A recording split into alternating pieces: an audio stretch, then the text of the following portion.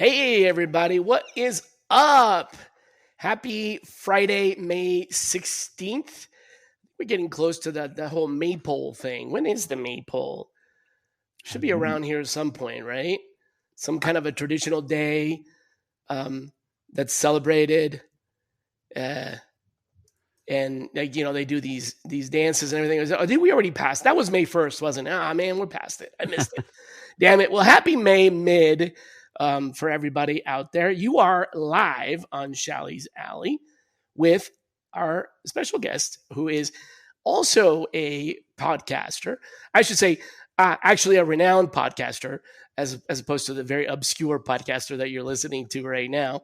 And if you're wondering why I have a really sexy rapper voice, it's because I am recovering from a bout of bronchitis, and all the coughing, I think, has just irritated my membrane. So I apologize in advance if I sound a little froggy, and also if I might have to mute myself here in order to not offend your ears with my my expelling of lung material. So in the meantime, I will try to do my best to, not do that, right? So with us today is Ryan Englin, and Ryan is famous for his contributions to the skilled trade talent pipeline and blue collar hiring, the blue collar hiring whisperer, if you would like, from a concept, or I guess a methodology called Core Matters, CORE Matters. And actually, here is his website, corematters.com. And we'll put a link up later on corematters.com.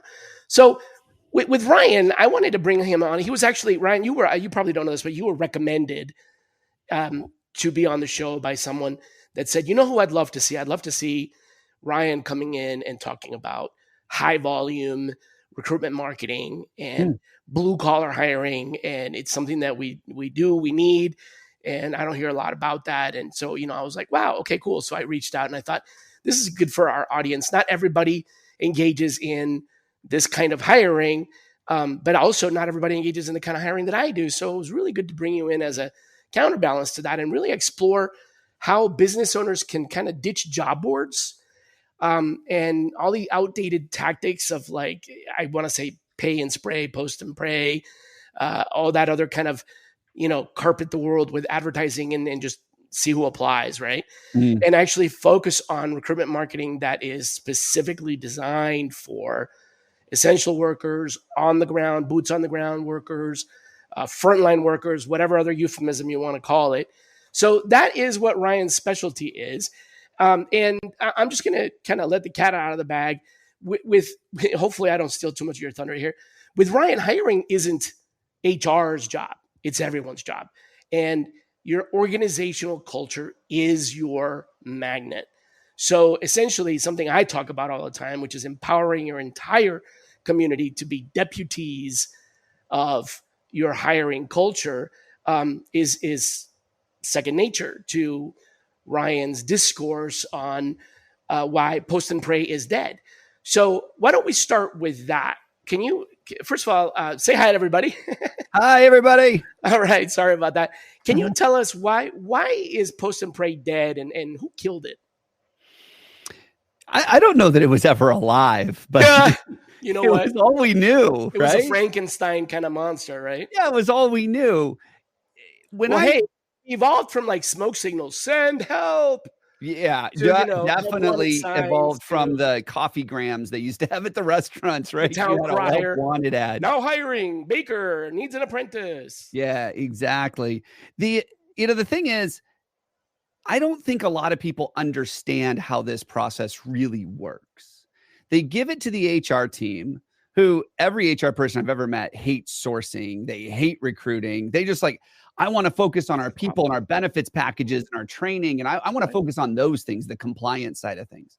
They really don't like this marketing stuff, like you said. And so the job boards come around and they go, hey, here's an easy way to market your job. All right, we'll do it for you. We'll do it for you. Yeah.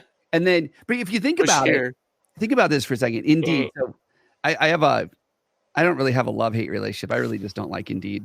Sorry, Indeed, if you're listening. But their tagline is helping people find jobs. Okay. Tagline, helping people find jobs. Their tagline is not helping employers find great people. Okay. So think about that for a second. The people that actually fund Indeed are the employers. But Indeed does not exist to serve them. Indeed exists to serve the job seeker. Well, I disagree with that. Indeed exists to serve the employer. They just advertise to the, I mean, because it's kind of like that old adage of if it's free, you're the product. Sure. Right? Sure. It's literally if a job seeker, you might not remember this, or I don't know if you were around back then, but I just had Terry Terhark on here, and he reminded me of this, that early days when our modern industry of recruitment and hiring was in its infancy. We're talking about pre-internet here. It used to be the headhunter charged a fee to the job seeker to help them get a job. And that changed completely to the other side. So, Indeed's customer who pays the bills is the employer, but their product is the job seeker. So kind of they do cater to employers. Unfortunately, it's like a two-sided, you know what I'm saying? It's almost hypocritical. I get it. Like I said, I have a love-hate relationship with Indeed. They're a necessary evil in the world. But I warn every client that we talk to, here's the deal. When you get really involved in Indeed, guess what's going to happen? You're going to get a call from your rep and they're going to say, hey, want more candidates? Pay me money. Pay me more. Pay me more. And here's the thing about the job boards. They don't care about quality ever. They don't.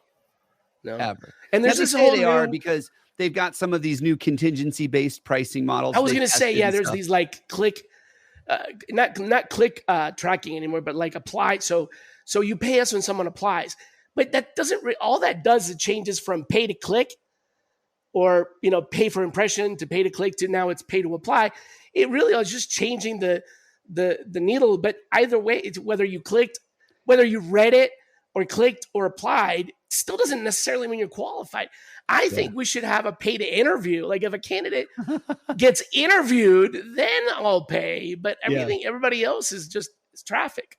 Yeah. But in Indeed's defense, they don't have any control over whether or not someone's going to ghost. Yeah. They don't have any control over whether or not the employer is someone people want to work for. And that's really my focus. That's a good point. Right. Indeed isn't going to say, hey, you know what? You can't advertise on our platform because your Glassdoor reviews suck. Right. Yeah. They're not going to do that. Nobody wants to work for you. Yeah. But you know what? That's the thing that I want people to hear on this. And we talk a lot about recruitment marketing, employer branding. We talk about this being a marketing activity.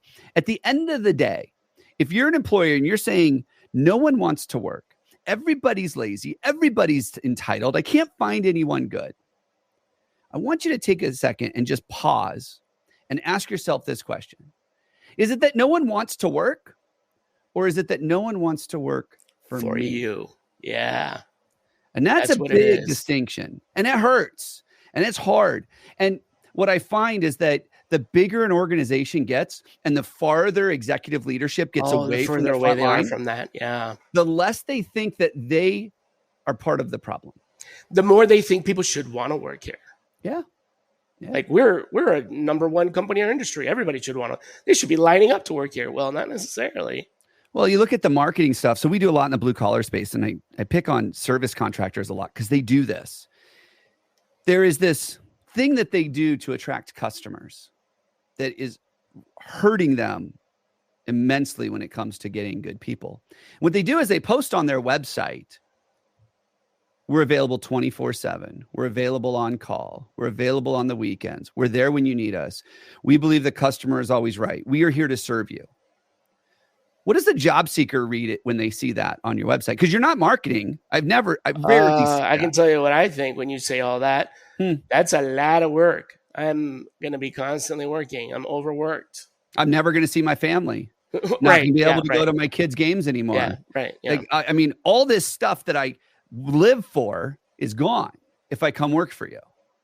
Now, it might be great at filling the board and putting tickets on the board because customers love to see that stuff. But Technicians, candidates, they're like, I'm out. I'm going to find someone else that doesn't have that. I'll bend over backwards, do whatever it takes, sacrifice at all expenses to take care of the customer. So give us a quick, I don't want to offend anybody's intellect here, but just in case, give us a quick, two sides of the coin definition of what blue collar is versus whatever else. People, some people say blue collar versus white collar, but what you're talking about, this is who exactly? Yeah. So these are companies where they can't exist. They can't provide their product or service if they do not have people providing it. So that might be operating equipment, that might be building something, that might be troubleshooting versus knowledge work. Knowledge work is I'm not paid for my physical activities, I'm paid for my mental activities. So knowledge work would be customer service. Knowledge work would be, anything behind a computer, developers, research, all of that stuff is knowledge work. So blue collar is not call center. It's not cash register people, because those are not gotcha. So it's labor. So I like to say the skilled trades. So electricians, plumbers, contractors, construction, landscape. Whether or not you get paid by the hour, that doesn't make a difference, right? No. Most people that even in those companies paid salary, they're still out in the field, they're still dealing with that stuff. But it is. So what do most companies miss when they're recruiting in? And by the way, just to clarify again, not to offend anyone's intellect here, but an organization may very well hire both blue collar and white collar. It's not, if they depend on labor for doing what it is that they sell, then they're depending on the blue collar. But even if the organization is like a scientific research organization, there is still blue collar. So everybody has to hire at some point for this, because there are most every company has some form of blue collar. So what are companies missing when they recruit in the trades, logistics, field ops? I think the big thing is, so we do a lot of work in construction, and I think that this would apply anybody that has blue collar, is we dismiss the value of a blue collar worker when it comes to the results we want for our company. We dismiss that. We just say, you know what? If Ryan's not doing a good job, that's okay, because I can find another guy to do Ryan's job. It's not really that big a deal. Replaceable. Okay. Yeah. But if I'm hiring an estimator, which we see a lot of in the blue collar space, in construction especially, that's a white collar job, right? They're behind a computer. They're putting together numbers. They're crunching numbers. It's knowledge work. We value that estimator. We spend time onboarding them. We take them to lunch. We make sure that we know their spouse. We know what's important to them. We treat them like a human being, like someone that we want on our team.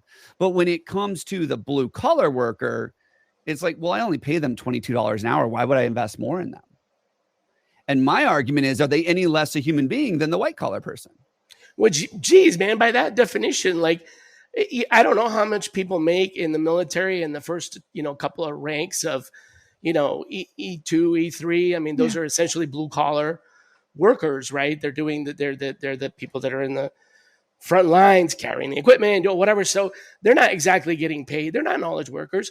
But by that standard, you would say, oh, they're replaceable. But the reality is that in order to get somebody to carry radio and operate it in combat or even in the field, there's a huge investment. So it's not the same. I mean, sure, I get what you're saying. If you operate a front loader, right, and you theoretically, as a front loader operator, could operate a front loader in a variety of different industries, environments. So to you, the employer could also be seen as replaceable. You see what I'm saying? It's a two-way street. I think the other thing that they do is we've lost this desire. We complain about it a lot, but we've lost this desire to train people how to do the work. Everybody I talk to wants a guy or a gal that's got 5 years experience. They're certified. They've done it before. They don't want to spend time training people. And the reality is that a strategy to hire entry level people that you can train, and that way you don't have to pay them more upfront, you can increase their wages as they level up. Absolutely. Now, they do cost a little more because you've got the cost of training, you've got the cost of Mhm. downtime, you've got the opportunity cost of taking a seasoned person out of the field and training this person. But is that But cost or is that investment? well, yeah, it's absolutely investment. Here's what I hear though. I don't want to do this because you know what I Mm, do? I train them and and then then they they leave. leave. Well, that's also on you. Well, am I the problem or not? Like that goes back to the first thing I said. Right. Like May not take a be look on. in the mirror. If you're training people and you're giving them the education and the skills they need to go do this, you're giving them the experience and then they leave you as soon as they have an opportunity to get paid more somewhere else. You need to take a look in the mirror and say, "Wait a There might minute. be a reason. Yeah, there's got to be a reason for this." If it's something that consistently happens, and we hear it all the time. So a lot of people have pulled back and said, "I don't want to train them. I want to find someone that someone else has trained." Well, that doesn't work either because that other person didn't train them the way you would want them trained. Right. And so what we do is we bring these people in and we're like, they said they have 7 years experience. They can't even do this one thing. And then we dismiss them and we just say, hey, you know what? They're not going to work out here. Hey, I'm Katie Van Horn. And I'm Jackie Clayton. We're your hosts of the Inclusive AF podcast, where we take on DEI, leadership, and HR without all the corporate fluff. That's right. We've got decades of experience, a lot of opinions, and zero tolerance for performative anything. Every week, we dig into what it really takes to build inclusive workplaces with honesty, strategy, and a few side eyes. We'll talk about the tough stuff, power dynamics, privilege, what's broken in the system, and how we can all do better. And don't worry, it's not all heavy. We bring receipts, laughs, and real talk from people actually doing the work. Think of it as your weekly dose of truth, tips, and a little tea to help you lead with intention and show up for your people. So if you're ready to push past the buzzwords and get into the actual work of inclusion, You're in the right place. So subscribe to the Inclusive AF podcast. new episodes drop every week. Catch us on Spotify, Apple, or wherever you get your podcasts. We'll be here breaking it down one inclusive convo at a time. So, somebody once told me, I don't know if this is correct or not, but they once told me that there's training that, like, I don't know, distinguishing training from education or instruction. Like, well, for example, if you go to work at, let's say, a McDonald's, where they teach you a certain way to operate the very specific equipment that's designed for McDonald's food products, fryers, grills, whatever. You can learn how to operate that equipment. It doesn't make you a cook. It makes you an equipment operator. If you leave McDonald's to go to Burger King, that is not a transferable skill. In other words, operating the whatever, I don't even know the model names, but the whatever machine that does that cooks hamburgers at McDonald's doesn't mean you can go and start day one at Burger King. It's a different machine. It's a different process. Now, what does transfer is things like the ability to operate under pressure, to work on your feet, to solve problems, all these other things that don't have anything to do with the actual equipment, but have to do with all the other things around, so that's transferable. So how do you make the argument that it's not worth training them? Because if you're McDonald's, you don't have a choice. Well, I think that carries through regardless of whether you're a franchise in restaurants or hospitality or manufacturing or landscaping or home services. I think that everybody needs to be trained how to do it your way, how to use your equipment, how to use your tools. But I've seen so many people say, hey, if they don't know how to use our software, I can't hire them. That's ridiculous. But if they know how to use software, which is your point, if they have the technical aptitude, they have the software usage aptitude. Right. Maybe it takes some just a different software. That'd be like saying, I can't hire any recruiters who don't know how to recruit in Workday. Yeah. If they've worked in iCIMS or Ashby, then they're unhireable because I can't teach them Workday. Yeah. That doesn't really make any sense. So how do you, how do you defeat that argument I mean, is this even the solution? Do you work with a company to help them understand that it's not a hiring problem, it's a training problem, or are you solving it a different way? So for what we do, we are incredibly objective and incredibly data driven. It's really hard to argue with data. Most companies, so we don't work with enterprise level companies. I find that they move a little too slow sometimes, and there's just a lot of politics to do to get things done. Let's take a theoretical example of a real life experience that I had, but I'm just going to change the names to protect the innocent. You know what an arborist does? Okay. Would you consider an arborist to be a blue collar job? It's interesting. There are elements of being an arborist that are a blue collar job for sure. I mean, they basically are going around to people's homes and pruning, trimming, doing other things to the trees in their yard to prevent them from wrecking the house. They are also very highly qualified to do it. They are highly qualified. Yes. So that's why I was bringing this up. Yeah. But it is labor. I mean, they're basically, if an arborist is not working on a tree, they're not necessarily getting paid, right?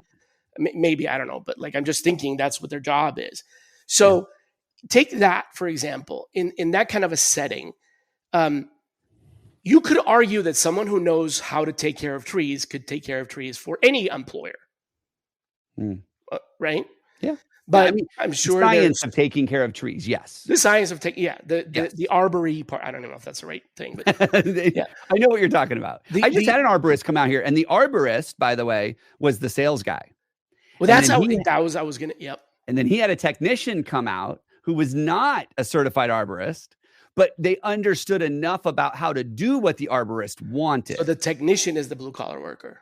In that case, yes. Okay. Now, if you do have an arborist who does happen to climb the tree and do the root surgery and that kind of stuff, there's elements to both of it. Yeah. Okay.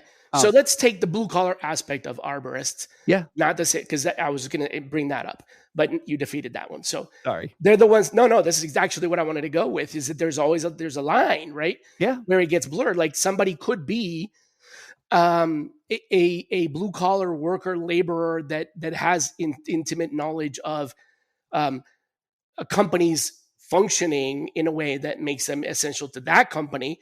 That's not transferable, but then they also know trees, and that's transferable. So let's take the transferable skill that you could basically take anywhere, right? Yeah. How do you go after I can give you so many examples. Power lines people, right? Line workers, as in not assembly line, but like they work on. So there's a bunch of these, right? There's a bunch of these roles that are skilled labor, and they're not easy. These people are not on LinkedIn. These people are not, maybe, I don't even know if they're even looking for jobs on Indeed. I mean, this is my gap here, is where do you go to begin this trust conversation? Yeah. Let me back up for a second. And I just want to define this for listeners. So 2 types of job seekers out there, active and passive. I'm sure you guys talk about this. Yeah. They're applying or they're not applying. Yeah. They're applying or they're keeping their eye out. Right. But remember, people don't leave jobs. People leave people. Right. So if we know that, and we know that when someone, a passive job seeker, by the way, which is what I want to talk about here, they're not on the job boards. They don't have a polished resume. Yeah. They're not doing interviews, training. They're pruning trees. They're walking the line. They're working. But they go home at the end of the day and they say, you know what? I just had another blah kind of day. I love trees, but this company's terrible. Yeah, but it's not so bad that I'm willing to jump into the fire of the job market and deal with all that. But what they do is they go out with their buddies, they tell their friends, they post on social media, hey, if you know anybody that's hiring, I've got some feelers out, right? Like they're telling people that stuff, but they are not on the job boards.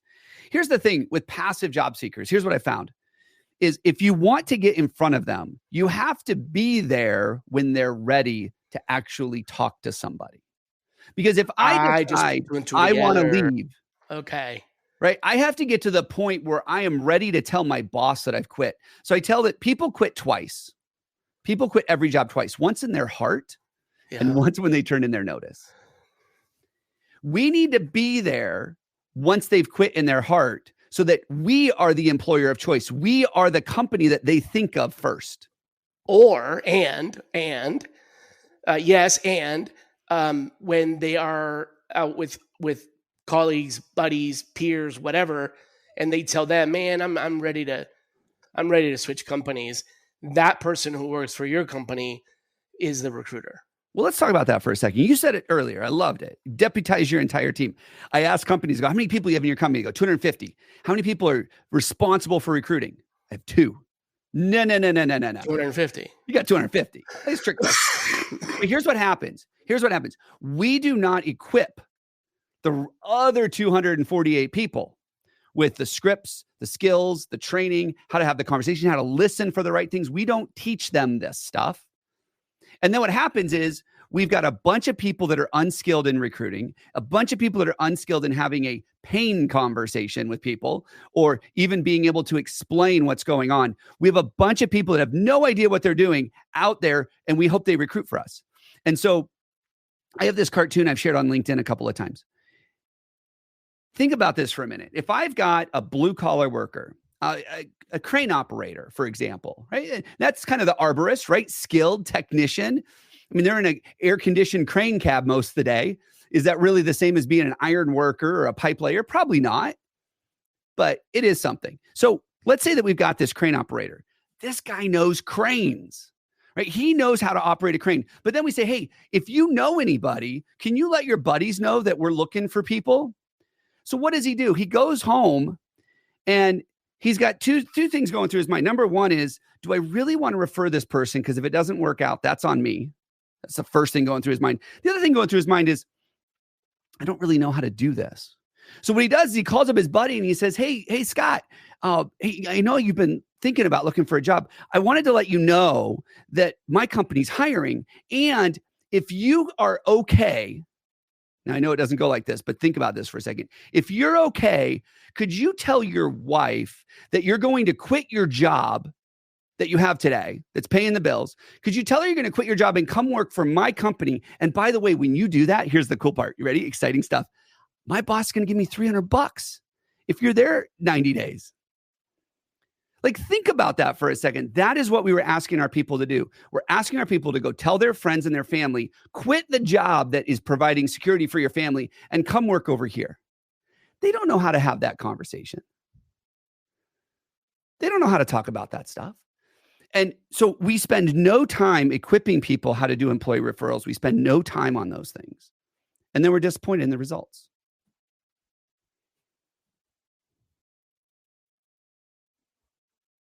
I can't hear you all of a sudden. I may just be exploring an idea here, but can we make sure that our frontline workers are equipped to give somebody a way in referral? They probably have cell phones. Yeah, most of them, maybe not the line workers for obvious reasons. But, most of the people that are out and about doing, manual labor out, they probably still have cell phones. And they may not. I mean, they may work in a steel mill where it's not a good idea to have a metal object in your pocket. But the point is, wherever they're hanging out, at the lunch cart, the coffee cart, whatever, they might have their cell phone. Can't we empower them to simply be able to share a QR code or a link with their colleague that might be looking and just say, here, my company's hiring. Here's a quick way in, and it sort of expedites them into the recruiting process. Well, I guess, I think if the person's actively seeking, that can work. So for the purposes of so that person has a handhold to get into, we need to equip them with tools. We need to give them tools like what you're talking about. Absolutely agree. But I think we need to take it a step further, because what do I do? Do I show back up earlier in the process? Scan this QR code? Or just text me the link or something. I don't know. I'm just thinking. Yeah, but how do you, think about this for a second. You're a job seeker. You make $25 an hour. You need that income to support and provide for your family. And then somebody says, hey, scan this QR code.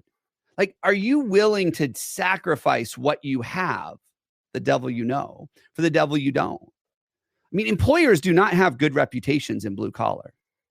No, I can't imagine anybody has a stellar. Is it as easy as saying, hey, just jump out of the frying pan in the fryer? It'll be okay. I'm not going to catch you because that's not my job. I got to go operate a crane. but my frying pan is Teflon coated and yours is not. No, whatever. Yeah, but I think so. Yes, we need to give them tools. Applicant tracking systems have ways of tracking employee referrals. There are other tools you can use to help that. Give them QR codes that go to a welcome video saying something like, the CEO on a video that says, hey, one of our team members gave you this card. It's the only way you found this video. And I just want to say that we love it when our employees refer people, and we would love to talk to you. Click this link below, fill out an application. It'll be fast-tracked.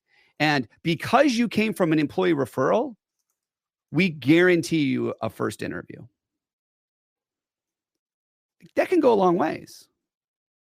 We still got to equip the employee with how do we get them to actually fill that out. So that's not the problem then, is what you're saying. So what was it Gallup said? Lowest in recorded history, since Gallup has been recording this 50 some years, we have the lowest engagement rate across all industries in the world. 27% of your employees are engaged. 27%. And it depends on who you talk to. They don't get in this, but somewhere between 20 and 30% are actively disengaged, is what I've heard. So let's say it's 20%. So that means we've got 50%, 47% of your people that are actively engaged and actively disengaged. So that means we have 53% of the people that work for you that really don't care if they work for you or work for someone else. Somebody else, right? And they don't care. 53%. That's the problem we need to fix. Those 53%, they're not going to say great things about you. They're not going to say bad things about you. They're going to be like, here's a QR code if you want. Good luck. I don't know who you'll be working for. Got it. Like, they are not going to be having that conversation. The actively engaged, the 27%, they might be out there going, I like working with friends. If I got friends, I'm going to have them come over here. And then you got 30% or 20% that says, stay the hell away. So we only have less than a third of our employees that would actually do this on their own and be confident in doing it because they're actively engaged. Everybody else, the other 73% of our employees, they aren't helping. We have to train them how to have these conversations. We have to train them what to listen for. We have to train them who to look out for and when to say and when to do it. So this is what you like, get everybody together, and I'm assuming pay them for their time, put them in a classroom and teach them how to do it? Yeah. Why not? I don't know. I'm asking. Yeah. That was my question. We roll out a brand new employee referral program. What do most companies do? They roll out an employee referral program. They make changes. They send an email. They post it in Slack. Right. They put a paper on the board and they say employee referral programs don't work. Because would you do that to your sales team? They didn't tell anybody. Nobody knows. Like, think about this for a second. Employee referrals, I mean, that's an outbound sales team is what we're looking for. We would never do that to our sales team. Here's the commissions for the month. Good luck. No, we bring them in. We huddle every morning. We talk about it. We make a big deal. We practice. We role play. I'm not saying but employers, blue collar employers, treat hiring like a chore. Oh, they hate it. It's not you said that it's not a business growth strategy. So doesn't it start there? Doesn't it start with if you are hiring blue collar workers, you need to think about hiring blue collar workers like you would been thinking about bringing in the raw materials to make whatever it is that you make. I mean, in the knowledge economy, they know that hiring software engineers generates revenue because they program the software that the company sells. But you're talking about in the crane operator industry, they think of it as, oh my God, we got to replace this person with another person. They don't think of, we could be bringing somebody in that could operate the crane faster, better, be a magnet for other people that are crane operators, be a good train. I mean, why aren't they thinking that? Word. I love that word, magnet. Become a magnet. Why aren't they thinking that? Yeah. What's the challenge? It's not what they do. But no, I mean, I guess, why is HR seeing it as a chore instead of seeing it as a value add? Because that's a marketing activity. But no, that's why. HR is not marketers. So think about the HR world. So you're saying marketing should be doing that, not HR. But marketing is marketing to customers. Why can't they do both? Because they don't. Well, you're right. But why can't they do both? So think about that. I told you about that website that says, 24/7, always available, will be there on the weekends, all that. Imagine you flip that script. Imagine that you come to someone's website and it says, here's why you hire us. Because all of our guys are background check. We only hire A players. We put them through regular training on how to take care of the customer. We make sure that they are completely respectful and explain to you every step of the way. We take pictures. We provide follow-up reports. Here are all the things that we do to make sure we have the best technicians on the planet. That's why you want us to come help you. Now, if I'm an A player tech and I see that, I go, my boss ain't doing any of this stuff. Giving me scripts, teaching me how to be a better salesperson, how to be a better technician, training me every single day. I want to play on that team. What do? We just flip the script, and instead of making it customers yes, employees no, we just said, here's the kind of people we hire. And when I'm a passive seeker and I see that, I want to join that team. But guess what? The customer sees that. That's who they want in their home or business. Why can't marketing do that? Besides, they don't think about it.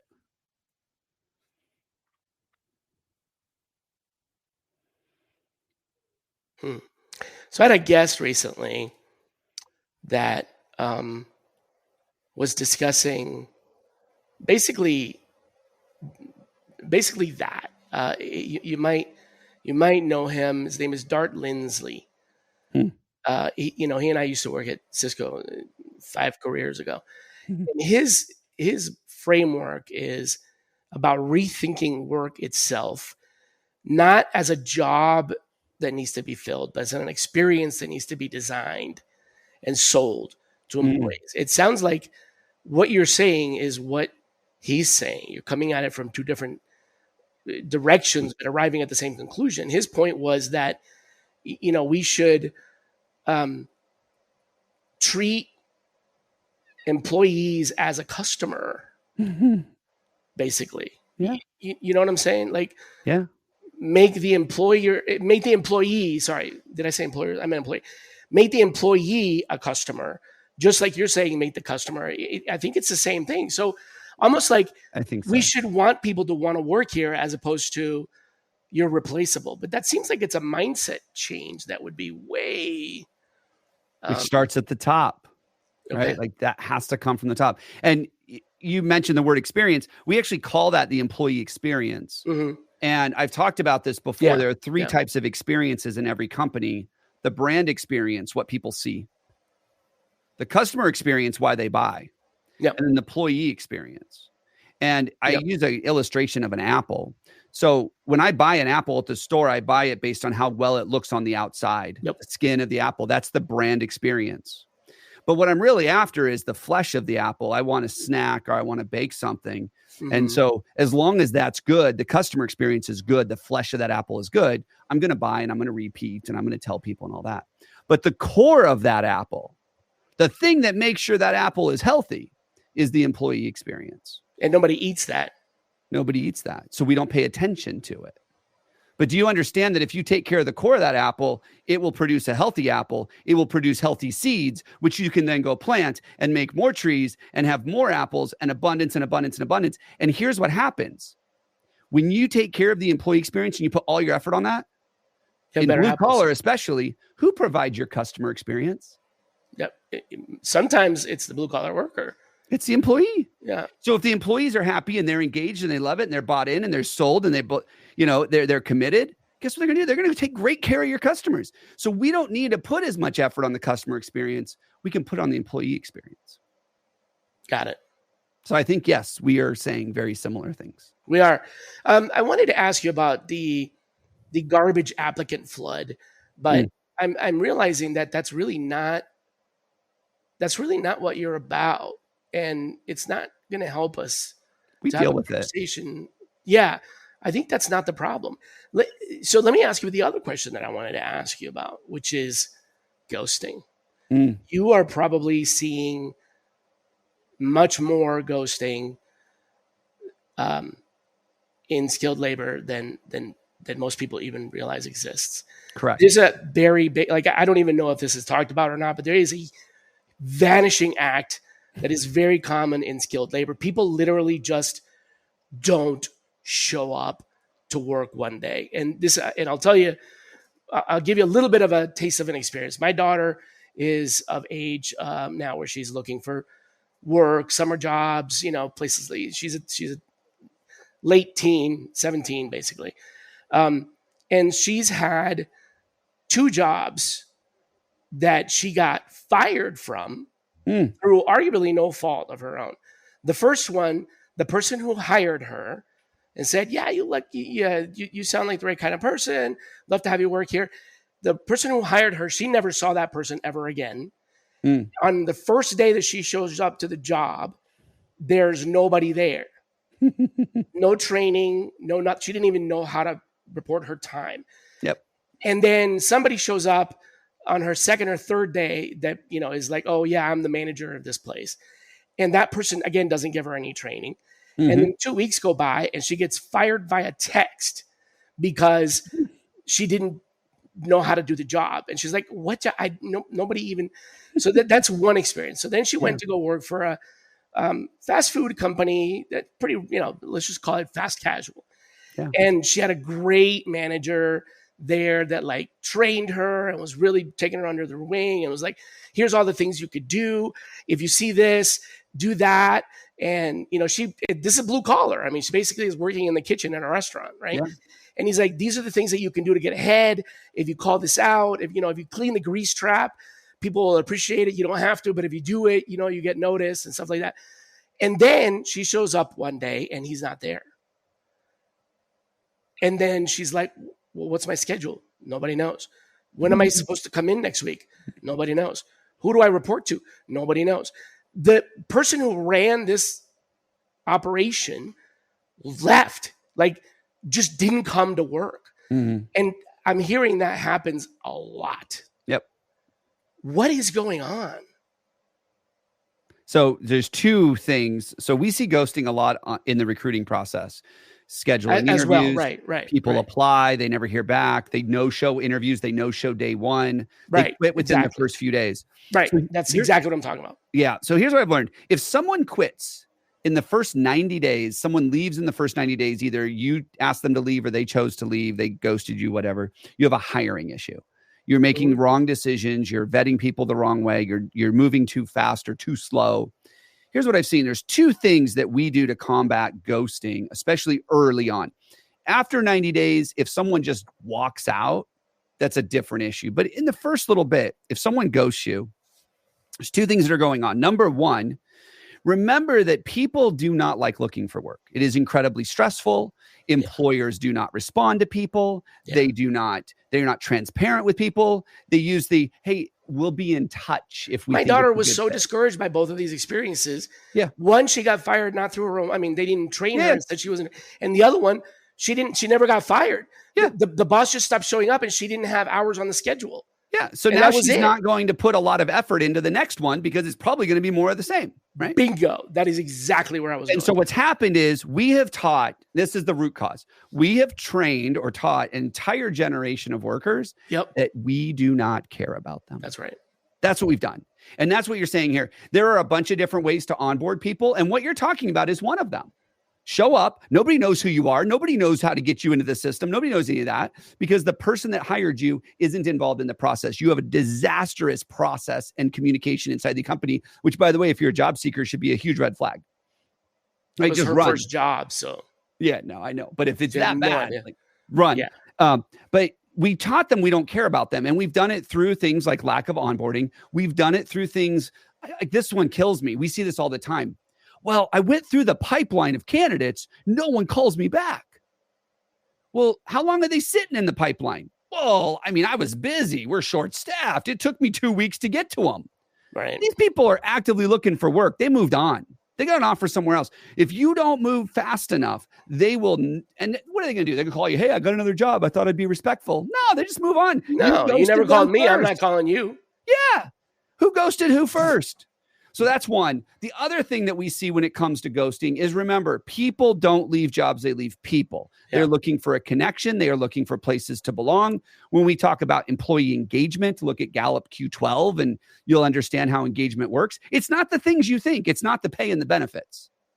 I know. But when I show up on day one and no one knows I'm supposed to be there and It's no awful. one's there to onboard me, what I hear is, you don't care about me. You don't matter. So why should I care Yeah. about you? Yeah, I don't Right. matter. Why should I care about you? Why should I care about your needs when you don't care about my needs?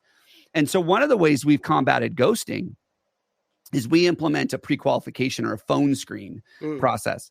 And that phone screen process has nothing to do with the work, has everything to do with the person. Oh, okay. What are your hobbies? What do you enjoy? What do you like doing? We had one client that they had a 90% no-show rate. So centralized recruiting, they were sending out to the GMs. 90% of the time, the GMs knew the person would not show up, just totally ghost them. Okay. So we pulled some of the calls that they were making and to these candidates, and we listened, and they were the most monotone, robotic, pencil whipping checklist things that I've ever heard. And I'll never forget this one. This guy is talking. They're asking questions like, "Can you work overtime?" And he goes, "Yeah, except for Friday night." And they go, "Oh, okay, that's interesting. We don't work Friday." And then he goes, "Because I play in a band." And they're like, "Okay." And then they went and asked another question. He goes, "Yeah, I can't do that because I play in a band on the weekends." And like, he just wants to talk about playing in the band. Right. Like, create a human connection with this kid and he'll show up. So we coached him on this and they started changing it. And they said, let's make these about connection calls and see if this is someone we want to spend more time with. And they 180 degrees, like literally 90% of their candidates were showing up now. They were calling them back within 15 minutes of the candidate application coming in. That's one of our rules, 15 minutes. They get a human response, not a thanks for your application, we'll be in touch. They get a human response within 15 minutes. They were scheduling those phone screens and they were connection calls.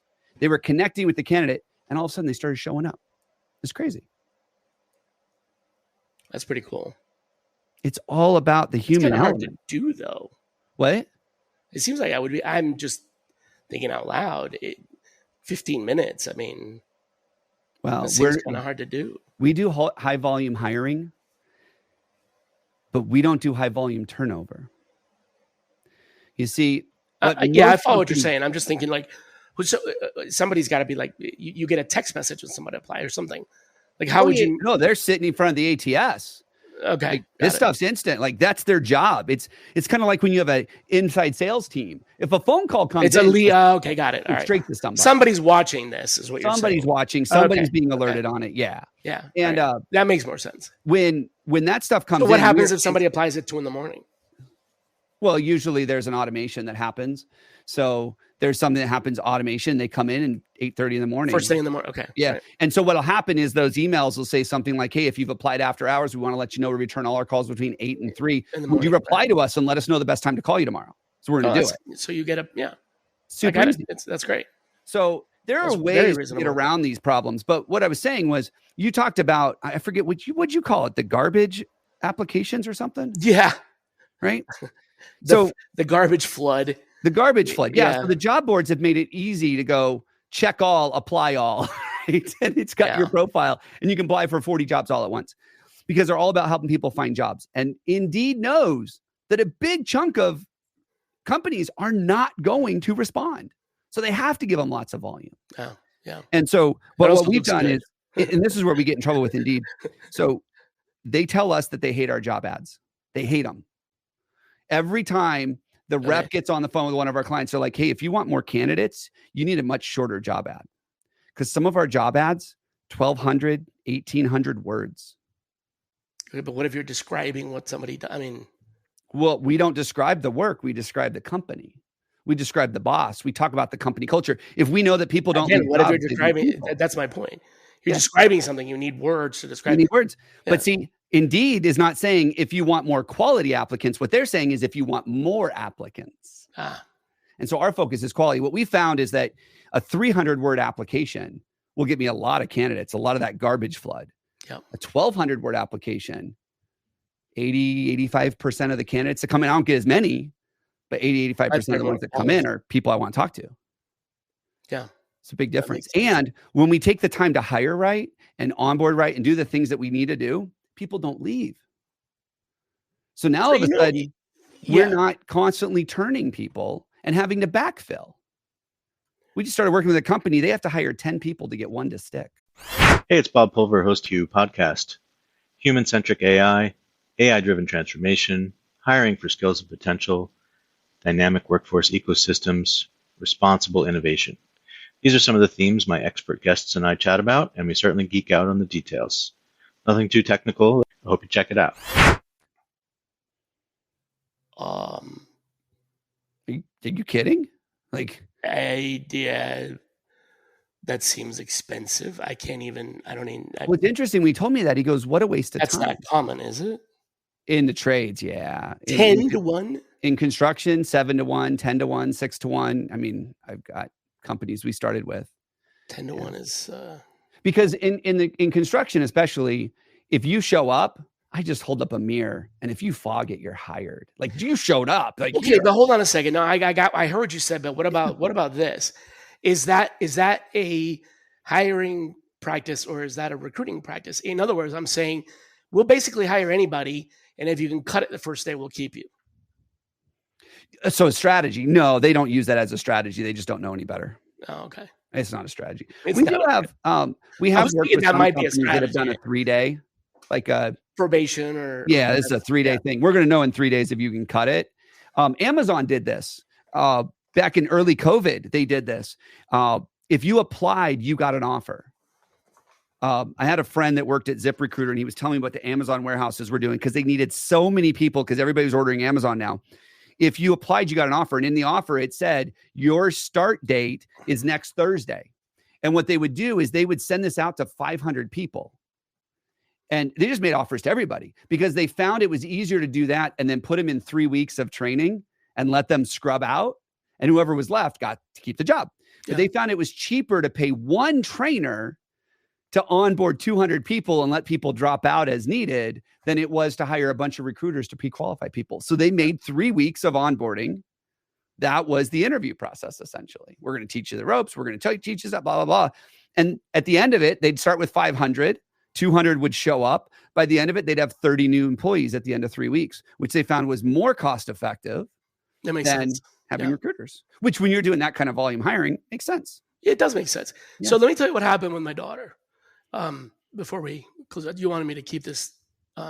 We could probably go for a while. Yeah. So we could. This is awesome. So, after quite a bit of downtime because she just was very discouraged, and we talked about it, she finally kind of got the courage to go back out there and start, applying again, found a job that she was really interested in. And they invited her and she applied, and they called her right away. I mean, same day, right? Which that was what the first thing you said about the new rules. Then she shows up for the interview, and it's not an interview about qualifications or skills. It's really just a meet and greet. Hey, how are you? What do you do? What do you like? It's so literally what you were talking about. And I think this is not something where they read a book. This is just a mom and pop business, and that's just kind of how they do things. So they met with her, and then they said, okay, we like you. Do you like us? Yeah. Okay, how about this? Come back on Thursday from 12 to 2, and we're going to put you to work in doing the job following somebody that's doing it. Like, we're literally going to give you a 2-hour work interview. Yeah. It's not really an interview, but more like, after 2 hours of doing this, could you see yourself doing this for 8 hours? Like, really, do you want to do this? Yeah. So she goes back, does a 2-hour work interview, comes home and goes, it was awesome. I loved it. And I'm like, well, did you get the job? Like, well, they haven't told me yet. And I'm like, okay, well, it seems like you probably did. And then, by the end of the day, that day, they're like, here's your work schedule. You start Saturday. It was like done. And she loves it because they met her. They didn't interview her. They met her. Then they showed her the job. Yeah. And she kind of did the job. 2 hours of free labor. But I'm like, come on. How many hours do you spend on interviews and all? I'm like, that's not that big a deal.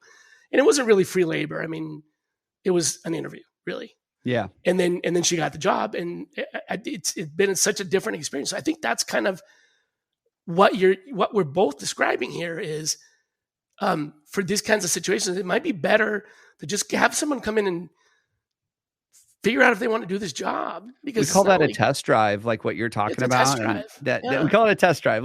They're going to test drive us. That We're going to makes test sense. drive them, and we're going Yeah. to see if it works. Right. And then if Oh. there's some training needed, I get that. Right. There Yeah. will be. Now she has a manual and a handbook, and now there's training, but they didn't do that, at the beginning. So it's great. They treated her like a human being, not a cog in their machine. Mm-hmm. Yeah. And it's a mom and pop business, but it's a big company. I mean, it's a small business, but 300 people or something like that. So, okay. So it's not like a tiny, 4-person shop. Yeah. That's so, well, man, this has been, I wanted to let everybody know that you've got a book that you wrote, and as a special thank you for being on our show, you're letting everybody have a copy of it. So if you want a copy of the book that Ryan wrote about blue collar hiring, go to corematters.com/free book. corematters.com/FREE book, free book, and get your copy there. Ryan, it was awesome. I wish we could go on and on and on about this topic. I know we both definitely could. Maybe we'll do a part 2 in the future. Absolutely. You're on for sure. One thing I don't let anybody leave without doing is telling me who should be our next guest. I've got a really good friend who talks about the other side of the trades and getting, people that are considering the trades as a profession. How do you get into their mind, into their psyche, and how do you understand how to market and promote to them? And he spends a lot of time with companies helping them get in front of new techs and everything else. So he takes a little bit different angle on the recruiting thing. He wrote a book called Blue is the New White. I think he would be a great guest for you. His name is Josh Zolan. Got it. All right, I might seek an intro from you on that. Check him out. Like, he's an amazing guy. And I'll reach out. I mean, he might not accept, but we'll see. Yeah, it's a good idea. See. So any final thoughts that you think we should really think about over the weekend as we re-listen to this podcast and people, from other parts of the world tune in later? Yeah. Something that we should ask ourselves, a question to ask ourselves to learn about this topic. Yeah, I'm going to repeat it again. Is the problem really the job market, or am I the problem? Am I treating candidates as replaceable and cogs? Yeah. Yep. Okay. And if so, then call Ryan. Is that kind of what we're saying? Yeah, if you want to change it. if you're like, yeah, I'm the problem and I don't care. That's right. I'm the problem, but how do I fix it? Then check out the book, check out corematters.com, and just kind of think about it. Do you really have a recruiting problem, or do you have we don't care about these workers problem? Mm. Yeah. Yep, absolutely. Thanks a lot, Ryan. Appreciate it. Appreciate you being on the show. And hopefully, we'll definitely invite you back. Hopefully you can make it back. Next week, our guest, for those of you that want to come back, is Ben Blundell. I hope I'm pronouncing his last name correctly. But regardless, he is the sourcing strategist behind some of the biggest growth stories in tech. Behind ChatGPT, Dolly, Sora, a bunch of others. Like, it's a strategy. So very similar to kind of what I do as far as sourcing strategy. So he's going to be here talking a little bit about how to scale, building pipelines, AI tools, metrics, stuff like that. So hopefully we'll see you back here. Until then, thanks again, Ryan, and everybody, be kind to yourselves. Think about, are you the problem? Yeah. Take care. Bye-bye.